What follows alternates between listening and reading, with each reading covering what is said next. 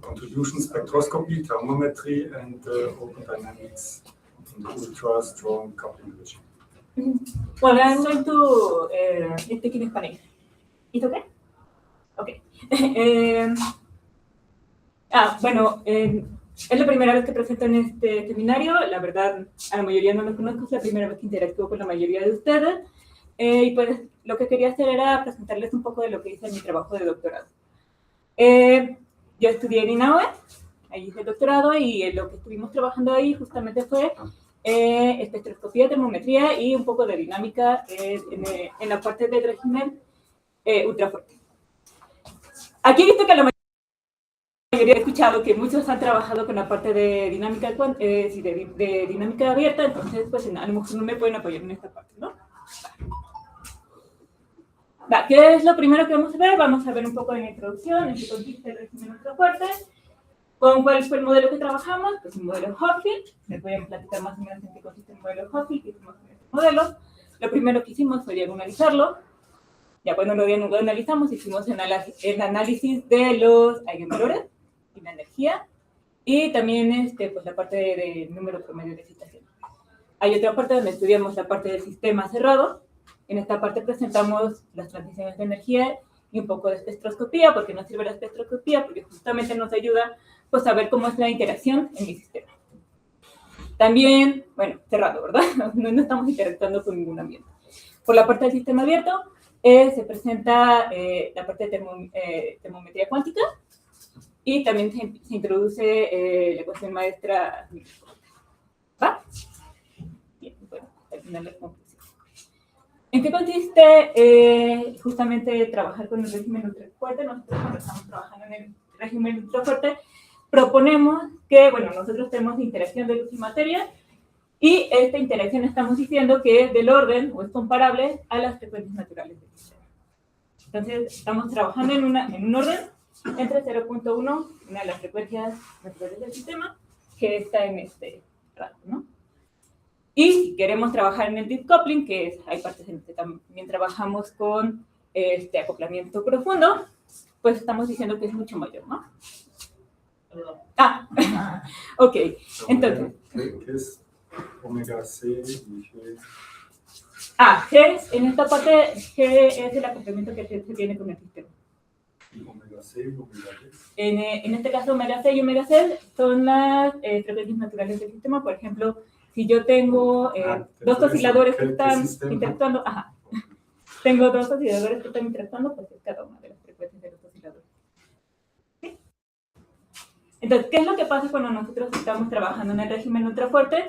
Normalmente nosotros cuando trabajamos o trabajamos ciertas aproximaciones, ¿no? Cuando estamos trabajando en el régimen ultrafuerte, nosotros ya no podemos acceder a esas aproximaciones. Entre ellas, pues ya hay una ruptura de la aproximación de onda rotante. Normalmente nosotros trabajamos, por ejemplo, si estamos trabajando con un sistema que interactúa una partícula, si un átomo con una cavidad, tenemos Rabi, ¿no? Estamos trabajando con el Hamiltoniano de Rabi. Hacemos aproximación de onda rotante y estamos trabajando con James. Entonces, justamente, tenemos esta ruptura donde ya no podemos hacer esas aproximaciones. Tenemos que trabajar tanto con el término contrarrotante como con el término diamagnético. Entonces, aquí ya no los podemos, borrar. ¿En qué consiste el modelo de Hochschild? El modelo de Hochschild lo que hace es describir la interacción entre un campo electromagnético y una colectividad de materia. ¿Cuál es nuestro objetivo? Entender cómo son las señales espectrales en este caso, y también las propiedades termodinámicas, un poquito de dinámica en este sistema. ¿Va? Entonces, es básicamente lo que les había comentado. ¿Qué es lo que tenemos? Tenemos una colectividad de átomos, tenemos una cavidad, están interactuando. Normalmente, ¿qué es lo que nosotros esperaríamos aquí? Pues esperaríamos tener una sumatoria, ¿no? Estamos interactuando, tendríamos que tener la parte que interactúan las partículas entre sí y cada una de estas partículas con la microcavidad. No lo hacemos, bueno, lo que se hace aquí es una aproximación donde al final esto lo podemos trabajar. Ay, perdón, todavía no era aquí.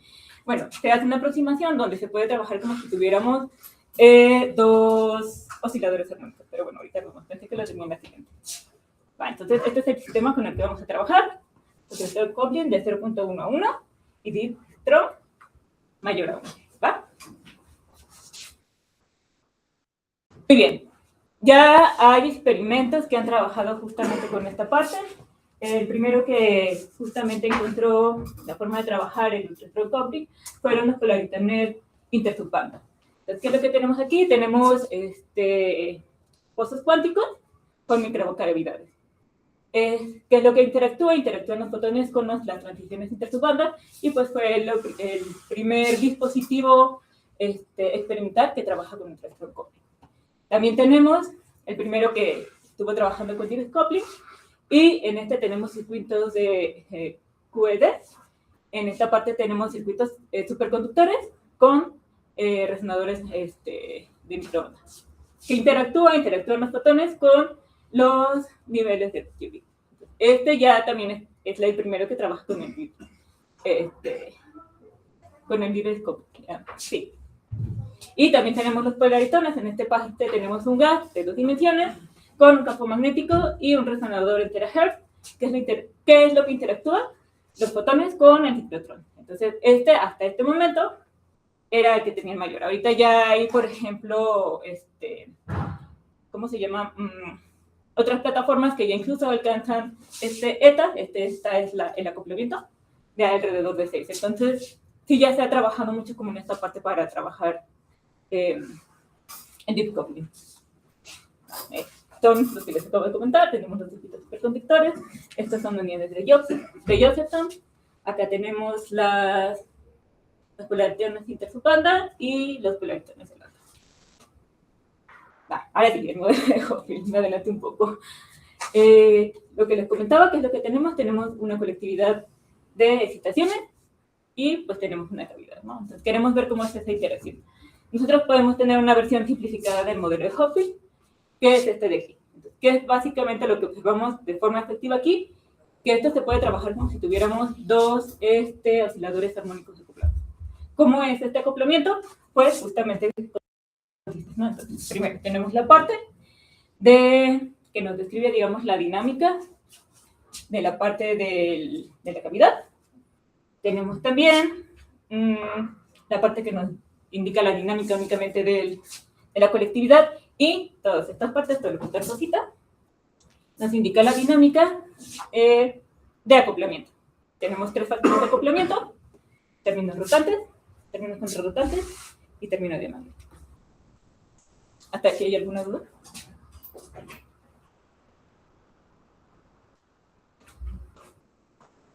Bueno. Va. Entonces, las personitas que justamente propusieron esta versión simplificada, pues lo trabajan, la propuesta es que trabajan este sistema de una forma numérica. Pero pues ya saben lo que pasa con cosas numéricas, ¿no? ¿Qué es lo que observamos aquí? Bueno, tenemos las dos presentaciones del modelo. Tenemos el modelo cuando tenemos todos los términos, tenemos el término contrarrotante, el término diamagnético y todo lo demás. Entonces, pues aquí vemos justamente pues, este tipo de comportamientos en el sistema. Cuando nosotros aumentamos el acoplamiento, pues vemos que, por ejemplo, cada vez estos niveles pues se van despaciando más, ¿no?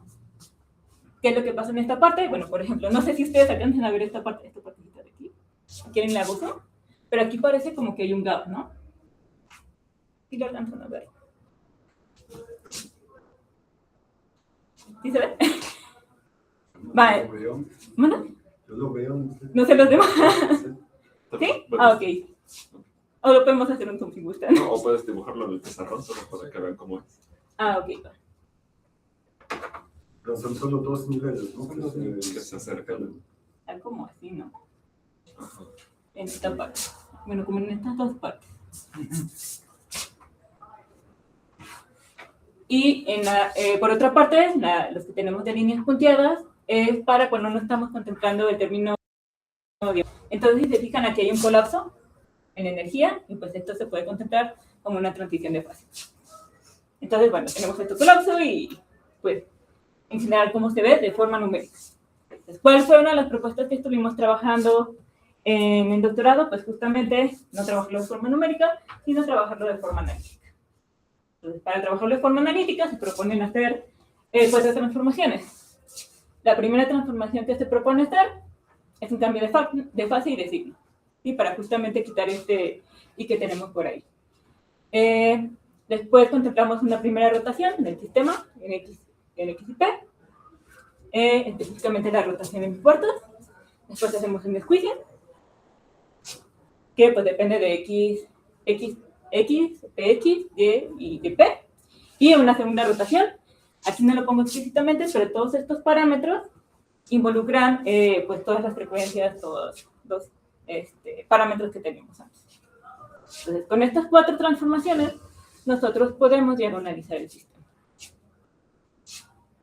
Entonces, originalmente, nuestro modelo de Hopfield era de esta forma. Hacemos las transformaciones, tenemos el hamiltoniano diagonalizado de esta forma, donde justamente estas omegas las vamos a llamar. O sea, solamente cuando tienes número de excitaciones constantes. ¿Verdad? O sea, cuando tienes número de excitaciones constantes. O sea, cuando consideras excitaciones constantes en los osciladores, que dice, el número de fotones que tengo se conserva y es igual a n, ¿no? Ahí puedes, creo que ahí podrías también como hacerlo con operadores de muy angular, ¿no? Bueno, para que puedas separar. Sí, porque eso es como un LZ que tienes ahí y este es como un otro LZ, ¿no? Ajá, en las R's y en las R's tetas que tienen. Ajá, sí, esto, sí, es correcto. ¿Y el operador de squeeze para qué lo usan? O sea, ¿qué es lo que te hacen al para poderlo? Bueno, es que, por ejemplo, lo que notamos era que cuando hacías las transformaciones, todas esas transformaciones, y digamos, lo primero que haces es que cambia esto, ¿no? Es como Tienes... interacción, no marco de interacción. ¿Vale? Te quitas como eso, ¿no? O sea, te quitas como en el marco de interacción, te quitas como... Sí, pero digamos que vas como por partes. Como que primero quitas una parte, luego quitas otra, y así como que vas desechando partes por partes. Realmente no las vas desechando. Se van incorporando justamente a estas frecuencias.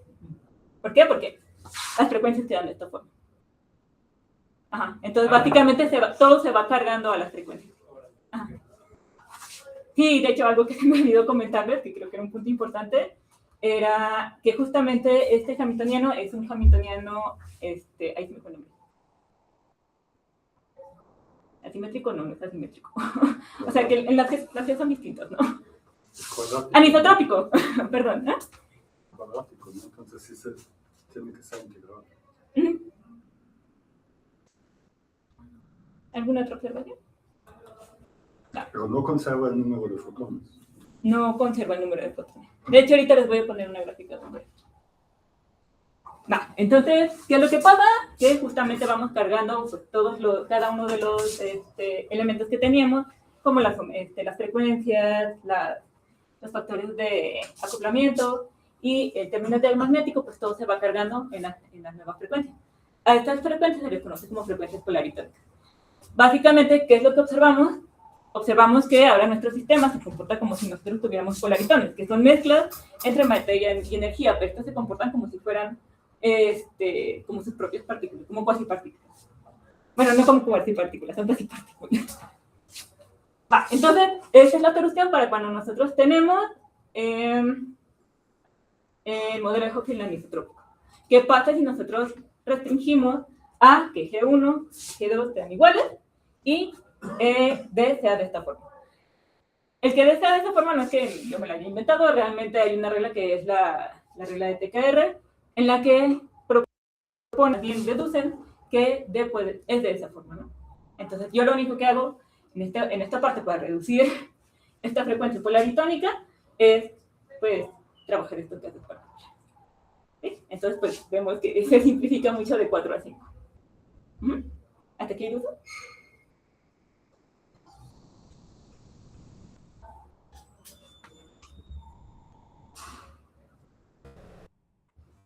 ¿Te puedo pedir mi agua, por favor? También si voy muy rápido me pueden decir. Ok. Bueno, entonces, ya sabemos, aquí queda nuestra energía, ya sabemos cómo es la forma de la frecuencia polar y tónica, un caso particular. Y otra de las cosas que propongo, bueno, que trabajamos es qué pasa si yo estoy trabajando en el régimen ultrafuerte. Perdón, en el régimen profundo. Cuando yo estoy trabajando en el régimen profundo, pues puedo hacer ciertas aproximaciones. Haciendo esas aproximaciones, pues veo que hay cierta reducción en la parte de mis frecuencias polar y tónica. Entonces, como se puede notar, esta es una aproximación. Tengo 2D omega C más menos 2D omega C. Entonces, ¿qué es lo que observamos? Que cuando tengo la frecuencia polar y tónica inferior, que es la Y, tiende a 0. Entonces, ¿qué es lo que observamos aquí? Que cuando D es muy grande, cuando tenemos la dominancia en la parte del término diamagnético, pues básicamente quien termina aportando a mi energía únicamente es el término de la frecuencia polar y tónica superior. Entonces, esto es lo que se interpreta como un desacoplamiento, un decoupling, en la parte de la energía. Entonces, si se fijan, pues aquí únicamente pues, se puede observar que lo estamos tratando como si únicamente tuviéramos un oscilador. Y bueno, nada más para que vean cómo se ve. Este es el diagrama de energía, pues que tomamos justamente de la ecuación 3. ¿Sí? Entonces, aquí para distintas energías, hago la comparación entre el método numérico y el método analítico, y pues vemos que sí hay diferencias importantes, ¿no? ¿Cuáles son las principales diferencias importantes? Bueno, lo que les comentaba de este tipo de efectos, aquí los observamos, aquí se observan, pero cuando yo ya tengo la solución analítica, ya no están esas cosas, ¿no? ¿Qué otra cosa observamos? Que cuando yo aumento el acoplamiento, pues justamente también hay divergencias en la parte de la energía. ¿Por qué se deben o por qué tenemos justamente estas divergencias? Porque cuando nosotros estamos trabajando los operadores de escaleras, pues nosotros sabemos que los operadores de escaleras son matrices infinitas. Entonces, pues por mucha resolución que yo pueda tener en mi computadora, nunca voy a alcanzar el infinito. Entonces siempre lo voy a tener que acotar, entonces siempre lo voy a tener que truncar, y justamente este truncamiento nos hace este tipo de dinámicas que no están. Entonces, ¿cuál es el exacto y cuál es el...? Ah, perdón, disculpen. El que está punteado en rojo es el numérico. ¿Sí? Y lo que está, bueno, no sé si alcanzan a ver, es negro, morado y azul. Ese son analíticos. Entonces, pues si vemos como en estas partes, pues sí no hay problema, pero ¿qué pasa cuando también aumentan las energías y aumentan el G? Si yo quisiera nada más analizar cuando estoy en la parte débil, en esta parte que es débil, pues sí, hace un buen fit, ¿no? Pero fuera de eso no. ¿Va? ¿Hasta aquí, duda? Ok. Entonces, ¿cuál es la diferencia entre esta gráfica y esta gráfica? Pues únicamente pues, que ampliamos el G, ¿no? Entonces, aquí ya estamos trabajando con un G6. Entonces, pues justamente vemos en decoupling, todas estas energías como tienden a una banda de energía, las moradas tienden a una banda de energía, como cada una de ellas tiende a una banda de energía. ¿Qué son estos puntos rojos? Estos puntos rojos justamente son las aproximaciones que se hacen con este régimen. ¿Sí? O sea, uno de estos puntos está dado por este régimen. Estos son los puntos rojos, donde nosotros ya estamos tomando el régimen profundo. Va. Ahora sí, ¿cómo podemos hacer la comparación directa de, bueno, una de las cosas que me gusta mucho de este modelo es que nosotros podemos jugar con cómo usamos los parámetros. Si tomo D, si no tomo D, si D tiene cierto valor muy específico, si tomo términos contrarrotantes, si no los tomo. Entonces, esta es la comparación que tenemos. Tenemos las frecuencias polaritónicas superiores e inferiores. La negra corresponde cuando nosotros tenemos todos los términos. Tenemos los términos rotantes, contrarrotantes, y el término diamagnético. Ese corresponde a negro. Luego tenemos las líneas rojas. Esta línea roja es cuando D es igual a 0. Si bien específicamente en el sistema en el que nosotros estamos trabajando, no normalmente encontramos D igual a 0, sí hay sistemas artificiales en los que se puede trabajar de esta forma. Entonces, pues también vemos cómo cambian, ¿no? O sea, cuando nosotros estamos en el régimen débil, pues sí hay una buena aproximación, sí hay un buen fit, pero cuando G aumenta, pues son muy distintos. Y una de las cosas que se me hacen más importantes en esta parte es cuando nosotros sí tenemos un valor en D, esto ya no colapsa. ¿Sí? Tanto cuando tenemos, aquí tenemos D igual a 0 en el rojo, en el azul tenemos D igual a 0 y G2 igual a 0.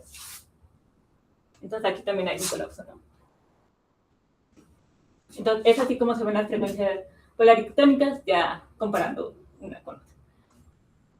Las otras tres no son nada más que los diagramas de energía para cada una de estas. En esta, pues, este ya lo habíamos visto, pero para que vean la comparación. Este es D igual a 0 y este es D igual a 6, G2 igual a 0, que normalmente pues es cuando trabajamos la aproximación de onda rotante. Entonces, aquí, ¿qué es lo que observamos? Específicamente en este caso, observamos que sí tenemos un colapso y eso nos da una transición de fase. ¿Hasta aquí todo?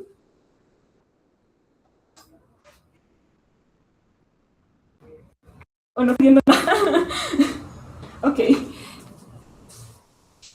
Entonces, como regresando un poco a la pregunta de tanto de Tomás como de Adrián, pues si nosotros tenemos el modelo ya diagonalizado, pues justamente podemos encontrar pues el número de excitaciones, ¿no? Entonces, esa fue la siguiente parte. ¿Qué es lo que hacemos? Pues transformamos entonces, en este caso, bueno, me voy a regresar un poco para acá. Estas cuatro transformaciones las usamos cuando tenemos el modelo de Schofield anisotrópico, que significa que G1 y G2 son distintos y además tenemos el término diamagnético. Cuando nosotros tenemos que G1 es igual a G2, esto se reduce, o sea, ya no tenemos que usar cuatro transformaciones, únicamente requerimos dos.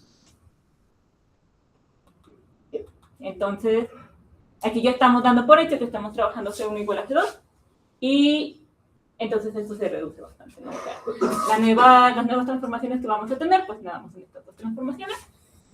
Y con eso nosotros podemos reescribir el número promedio de fotones y usar la traza para calcular el número promedio de fotones. ¿Sí? Entonces, pues se ven así, están bonitos. Esta phi depende de pues, todos los parámetros de G, de omega C, omega X, entonces, pues nada más para que tengan en cuenta que pues al final se quedan de esta forma, ¿no? En el estado base. Sí, en el estado base.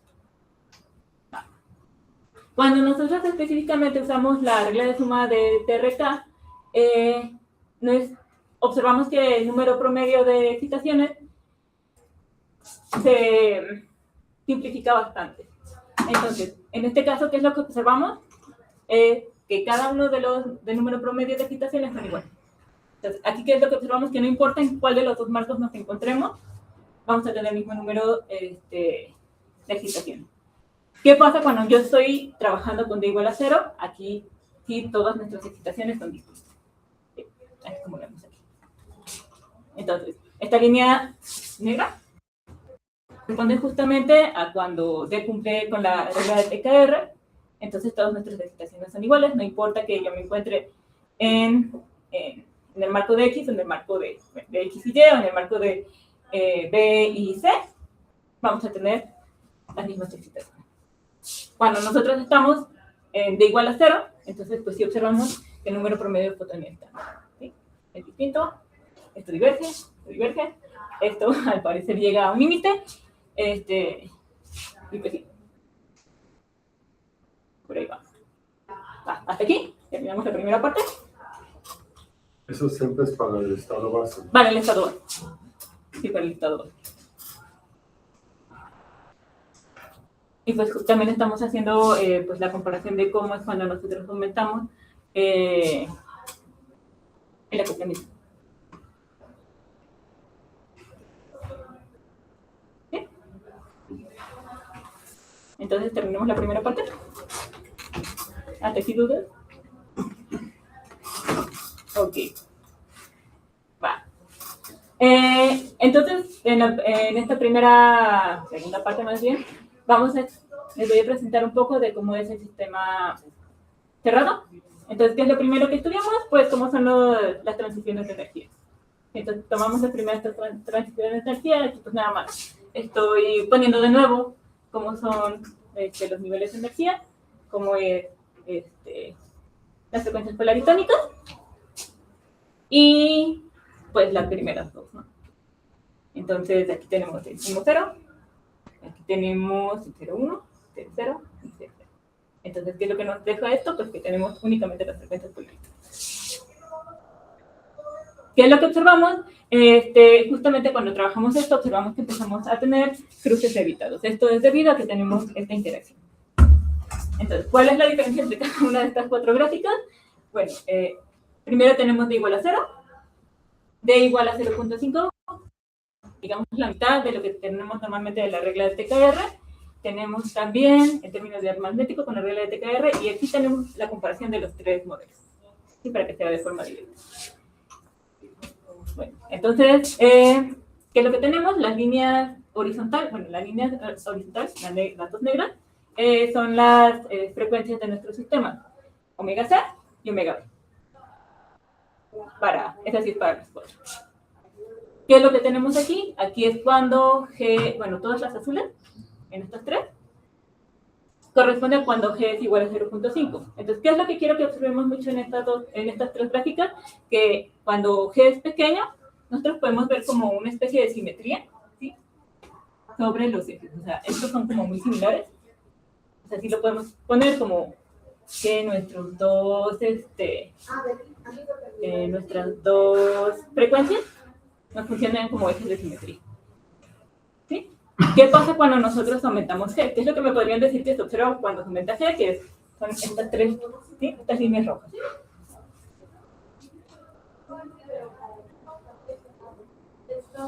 La azul es para 0.1 y la roja es para 0.35.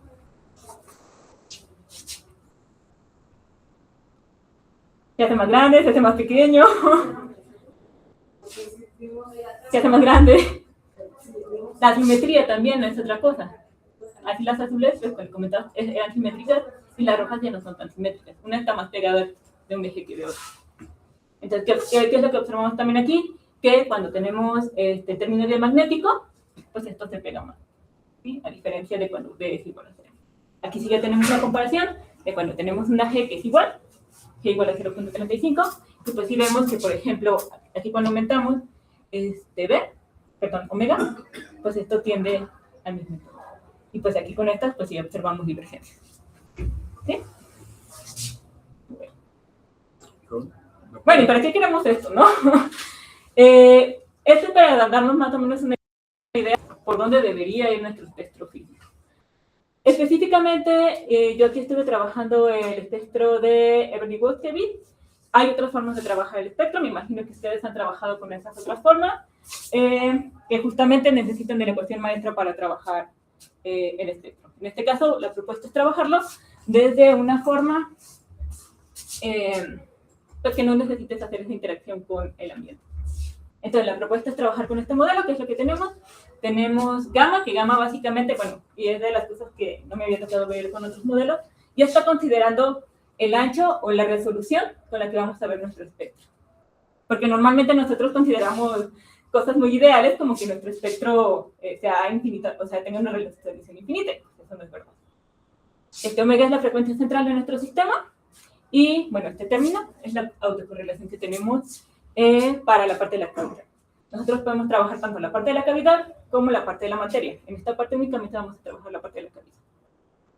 Entonces, ¿qué es lo que hacemos? Hacemos la evolución temporal. Otra vez, como estamos trabajando en un sistema cerrado, pues la evolución temporal, pues es como, la conocemos desde la licenciatura, ¿no? Y bueno. Otra vez, estoy considerando que nada más estamos trabajando, y no estoy considerando que estamos trabajando con el perfil anisotrópico, sino en el que tenemos esta isotropía, donde G1 es igual a G2. Entonces, otra vez, la transformación, pues nada más vamos a necesitar dos transformaciones.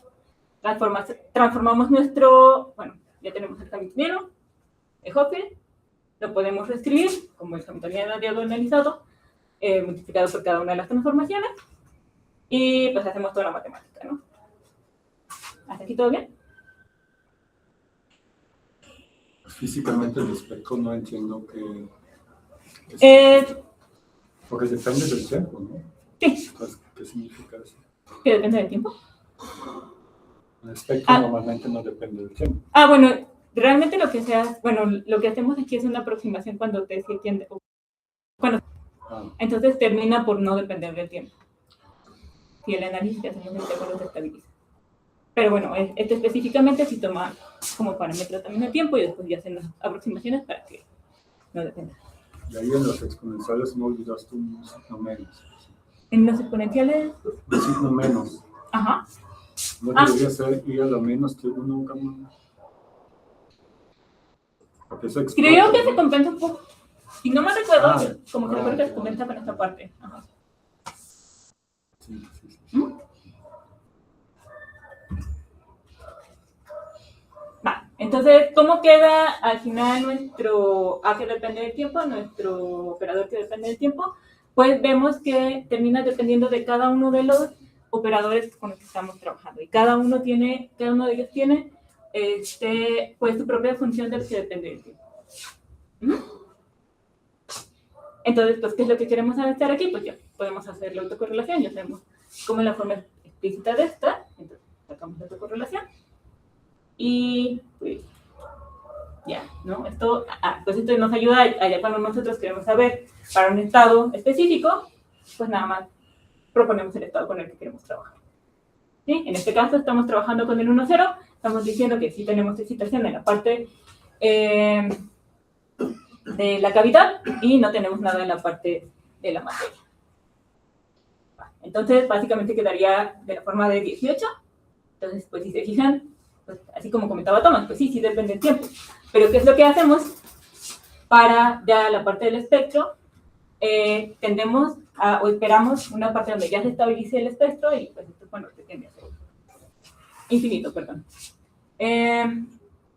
Entonces, de forma general queda de esta forma. ¿Qué es lo que tenemos? A lo mejor no se ve de forma muy clara, pero básicamente aquí lo que tenemos es una suma de varias lorentzianas. La lorentziana anda de forma general, tenemos un gamma por aquí, tenemos un gamma cuadrado por acá y aquí tenemos como un desfase. Entonces, si se fijan, todas estas, como una forma, bueno, no sé si lo notan, pero tienen una forma similar.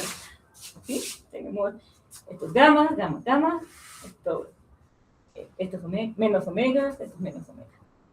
Entonces, básicamente, esto no es nada más que la suma de varias lorentzianas con ciertos pesos. ¿Sí? Okay. Entonces, aquí les presento cómo se ven los espectros físicos para dos casos. Bueno, tenemos excitación en la parte de la cavidad, y no tenemos nada en la parte de la materia, y por el contrario, no tenemos excitación por la parte de la cavidad, pero sí tenemos en la parte de la materia. Entonces, de esta forma, lo presento para dos casos. Cuando tenemos el acoplamiento igual a 0.1 y el acoplamiento igual a 0.35. Entonces, ¿para qué queríamos sacar las transiciones de energía? Pues justamente para hacer este fit y ver si estamos haciendo una precisión. ¿Qué es lo que observamos en el primero? En el primero, recuerden qué es lo que estamos estudiando. O la autocorrelación que estamos haciendo es sobre la parte de la cavidad. Entonces, nosotros esperaríamos la presencia en la parte de la cavidad. Entonces, esta parte, esta línea de aquí, 100, y esta línea 100 corresponde a omega C. Entonces, aquí observamos que sí tenemos la presencia de la excitación por la parte de la cavidad. ¿Sí? Aquí también. Nada más que aquí cambiamos el G. Y aquí es el G mayor. Obviamente, aumenta este cruce editado, es mayor, este es menor, este es mayor. Este también está chiquito, también este ve más grande, ¿no? ¿Qué son los puntos rojos? Los puntos rojos no son nada más que el punto máximo de nuestro espectro para que justamente viéramos si sí hace un buen fit. ¿Sí? O sea, porque a lo mejor yo le digo, sí, medio da, ¿no? Pero si yo pongo el verde con el azul, pues a lo mejor no voy a distinguir tanto. Entonces, esto es para ver si realmente se está haciendo fit con los puntos máximos que tenemos y en la parte de abajo, ¿qué es lo que tenemos? Pues en este caso tenemos la parte con inexcitación de la parte de la cavidad y con excitación de la parte de la materia. Entonces, aquí si se fijan, a diferencia de aquí ya se redistribuye el espectro en ambas partes, tanto en la parte de la cavidad como en la parte de la materia. También en este, ¿no? Esto se ve más simétrico. Estos dos son más simétricos que estos dos. ¿Bien? ¿Hasta aquí? ¿Todo bien?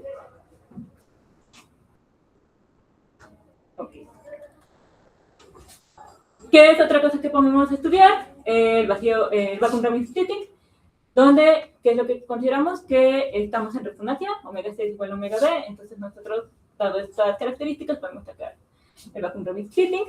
Y como pueden ver, pues tenemos dos ramas principales. Tenemos, básicamente esta corresponde a la rama del polaritón superior, esta rama corresponde a la rama del polaritón inferior. Entonces, nada más para que vean cómo se ven con los cortes, y también porque se me hace como interesante esta parte, nosotros hacemos cortes a distintos acoplamientos, y ¿qué es lo que observamos? Pues justamente las lorentzianas de las que les hablaba hace rato, ¿sí? Pero con cierta simetría. Nosotros cuando estamos trabajando la aproximación de onda rotante, este tipo de, cuando se grafica el vacuum rabbit splitting, se ve simétrico. Es este rojo que tenemos aquí. Este es el que estamos usando de referencia. Es con el que normalmente se trabaja. Sí, entonces, en este caso, tenemos la aproximación de onda rotante y observamos que esto es simétrico. ¿Qué pasa cuando nosotros no lo estamos trabajando con la aproximación de onda rotante? Desde el principio, observamos que hay estas asimetrías en nuestro vacuum rabbit splitting. ¿Sí? Nada más que, ¿qué es lo que pasa cuando va aumentando cada una de las G? Bueno, el azul es para G igual a 0.5, el verde es para 0.35, no, perdón, 0.1 el azul, 0.35 el verde, y el correspondería a cuando G es igual a 1. Entonces aquí ya estamos en el decoupling. Entonces, ¿qué es lo que observamos? Que conforme se aumenta, o como vamos aumentando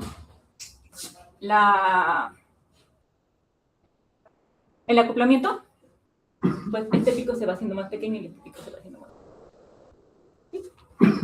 Entonces, esto lo podemos tratar como una firma espectral. Entonces, ¿qué es lo importante de esto? Que si nosotros notamos que cuando se está haciendo el análisis de justamente del espectro y vemos que tenemos este tipo de firmas, pues estamos hablando de que estamos trabajando en decoupling o estamos trabajando en strong coupling. Hasta aquí dos. No sé cómo vamos de tiempo, supongo que bien. ¿Tienes tú de video? Ah, bueno. 15 minutos. Sí.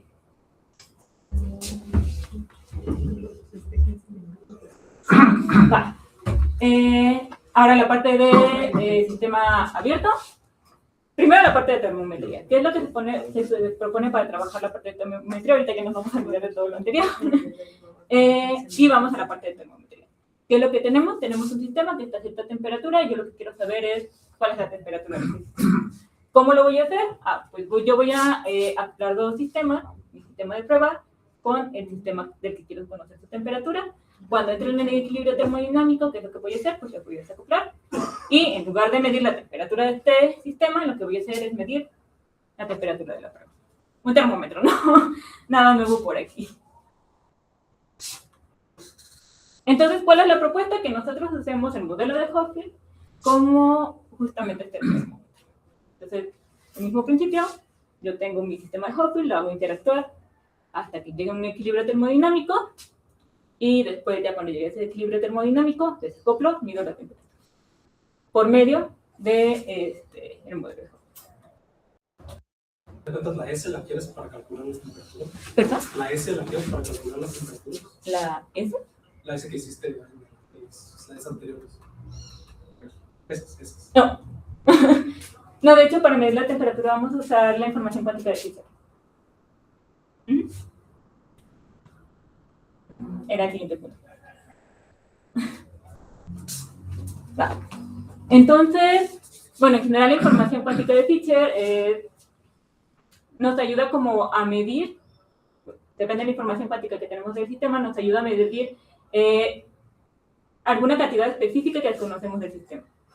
Específicamente, aquí una relación que tenemos, cuando tenemos estados termales, ¿sí, verdad? Termales, no podemos encontrar con esta relación, ¿no? Entonces, tenemos la información cuántica de Fischer, está relacionada con la capacidad calorífica y la temperatura, entre la temperatura al cuadrado. Sí, la otra cosa que les quería comentar, pues justamente cuando yo hago esta interacción, pues yo espero que mi sistema esté en un estado termal. Entonces, esa suposición es muy importante porque va a hacer que se simplifiquen mucho mis cálculos. ¿Sí? Va, entonces, pues...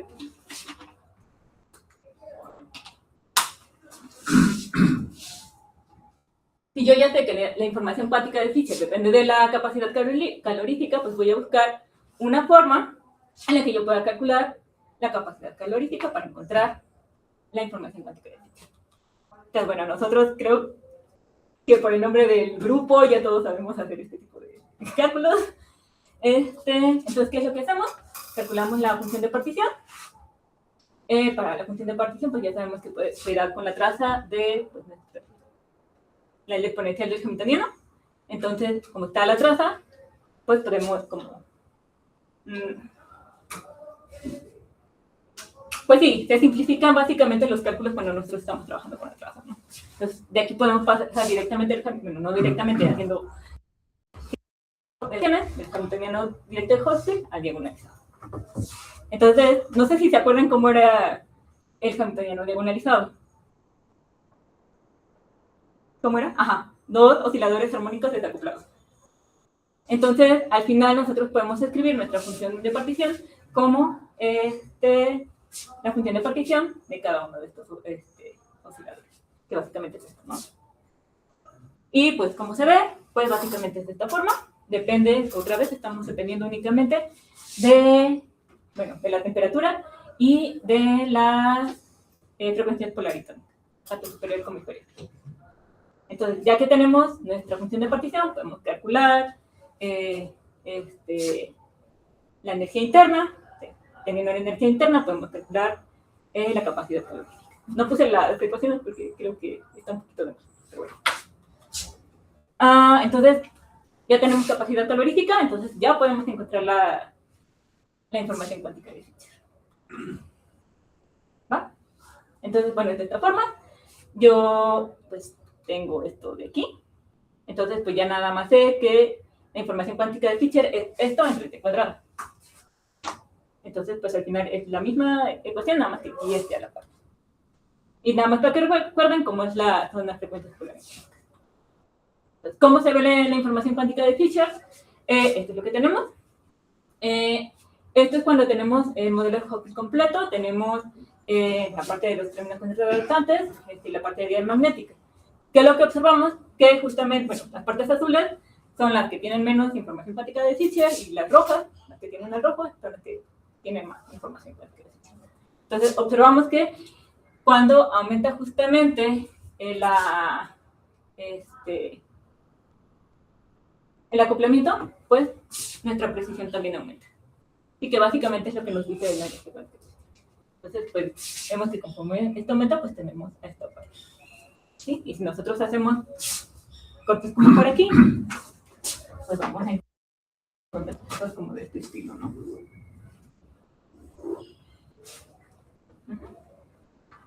Va, entonces esto es para cuando tenemos todos los términos. ¿Qué pasa cuando D es igual a 0?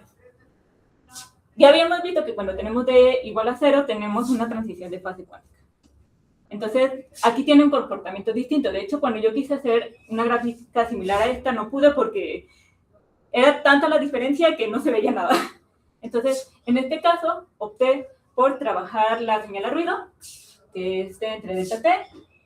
Realmente, pues, no hay mucha diferencia. O sea, sería como una forma indirecta de medir la información cuántica de Fisher. Y que observamos, justamente observamos estas divergencias. ¿Sí? Entonces, ¿qué es lo que nos dirían estas divergencias? Que nosotros podemos medir con mucha exactitud la temperatura. ¿Sí? Básicamente, a grandes rasgos, eso es lo que nos quería decir. ¿Hasta aquí dudas? Parece raro que en el punto de transición de fase puedes medir algo con mucha exactitud. A mí también se me... Pero sí, al parecer sí se debe eso a este tipo de divergencias. Matemáticamente... Digo, es un problema de interpretación, ¿no? Sí, pienso que sí iría por ahí. Porque realmente, o sea, si tú te pones a analizar la parte matemática únicamente, ¿qué es lo que tienes? Pues aquí, por ejemplo, tienes cosenos hiperbólicos, ¿no? Entonces, cuando empiezas a tener números imaginarios, pues esto cambia. Entonces, yo pienso que podría ser por esta parte. Sí. Bueno, ya, la última parte, en la que me imagino que ustedes son muy expertos, es la parte de la ecuación maestra microscópica, que lo que proponemos aquí es justamente trabajarlo el modelo de Hopfield, no tal cual como esta parte de colectividad con la cavidad, sino realmente trabajarlo como si tuviéramos dos osciladores armónicos acoplados, pero con todos los términos, ¿no? Osciladores los acoplamos con un baño caliente y un baño frío. En este caso, si optamos por trabajar por la ecuación microscópica, porque si trabajamos con la ecuación local, pues vamos a tener ciertas inconsistencias, sobre todo con la parte de conservación de la energía. Entonces, por eso fue la propuesta de trabajar con la ecuación maestra microscópica. Bueno, ¿qué es lo que tenemos? Otra vez, tenemos nuestro hamiltoniano, cada uno de ellos está acoplado a un baño. Entonces, tenemos el hamiltoniano total, va a ser la suma de cada una de esas partes. Tenemos el hamiltoniano de Hopfield, la interacción con el baño 1, la interacción con el baño 2, y el baño 1 solito, el baño 2 solito, y la interacción de cada uno de los baños con cada uno de los osciladores. Y entonces la forma de los baños es de esta forma. ¿Sí? Aquí estamos contemplando que son osciladores armónicos, y pues tenemos justamente esta interacción. ¿Qué es lo importante de esta parte? Bueno, era la siguiente, aquí. Tenemos esta, vamos a trabajar con este hamiltoniano total, y pues una forma de trabajarlo es, bueno, yo ya sé que puedo ya analizar mi sistema, pues voy a tratar de cambiar mi marco de interacción, ¿no? Entonces lo transformamos. Si yo ya sé cómo son estas transformaciones, pues lo transformamos. En este caso estamos usando la ecuación maestra de Born-Markov, que implica esto, que estamos considerando que no tiene memoria nuestro sistema y que la interacción entre cada uno de los baños, ¿sí?, y mis osciladores es pequeña. Entonces, eso hace que muchas cosas se simplifiquen para cuando tenemos la ecuación maestra, y pues queda en una forma tipo lineal. Donde, pues, ¿qué es lo que tenemos? Tenemos, bueno, estas heces son pues, términos que dependen de tanto las frecuencias del sistema, del acoplamiento del sistema. Tenemos el acoplamiento con el baño caliente, el baño frío, y el número de excitaciones. Recuerden que estamos trabajando con un sistema térmico, entonces pues estos no son nada más que la forma térmica de... Y ya. O sea, aquí en tu ecuación no tienes términos, ¿perdón? son puro amortiguamiento. ¿No por este? Son puros términos de amortiguamiento, la parte de diferencia que tienes.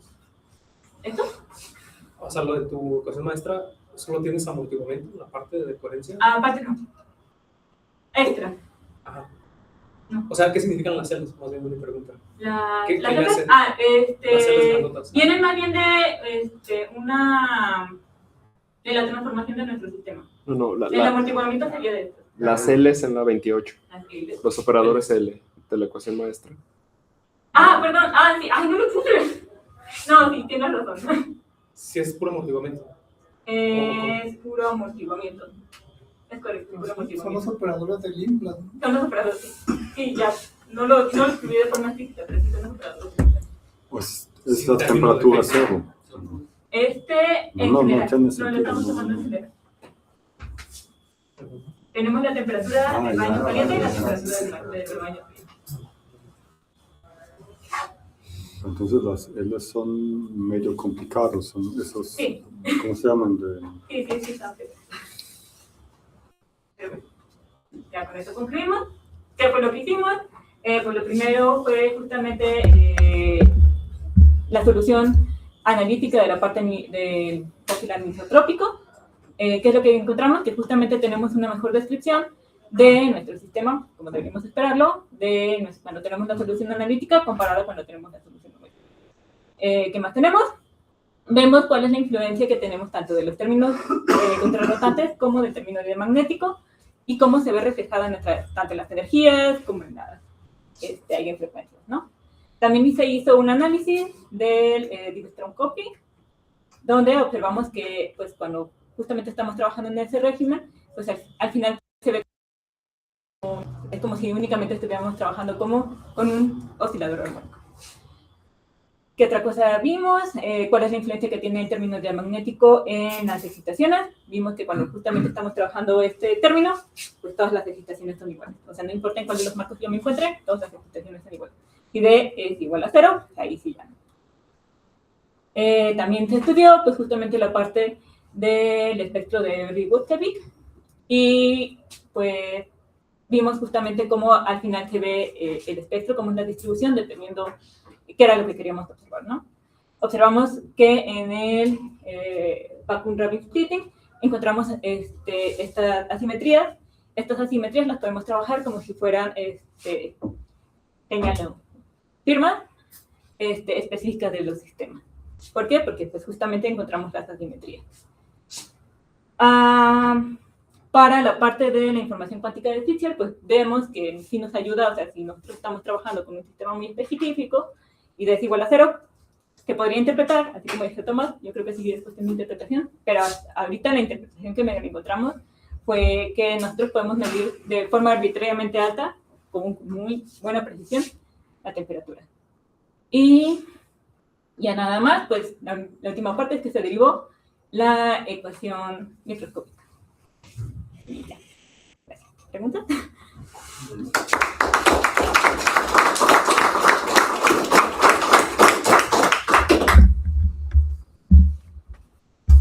¿Preguntas? Bueno, en tu ecuación maestra, si la resuelves, Yo la respeto, pero es que esa es la pregunta, si la resuelves, la solución sí se parece a tu solución analítica. no le he dicho, pero No, no, sí. era lo que les decía. Aquí, justamente de la parte de sistema virtual no le he trabajado mucho, pero pues sería interesante ver. Yo creo que por lo que está se va a tener que hacer de forma completa. Sí. ¿Alguna otra pregunta? O sea, en la ecuación maestra, entonces sí tienes absorción y, o sea, fotones pueden llegar del baño o el sistema puede llevar fotones hacia el baño, ¿no? En teoría sí se podría. Podrías Ajá. tener los dos casos porque es temperatura finita. Ujú. Y por eso está tan complicado, pues, hacerlo. Sí.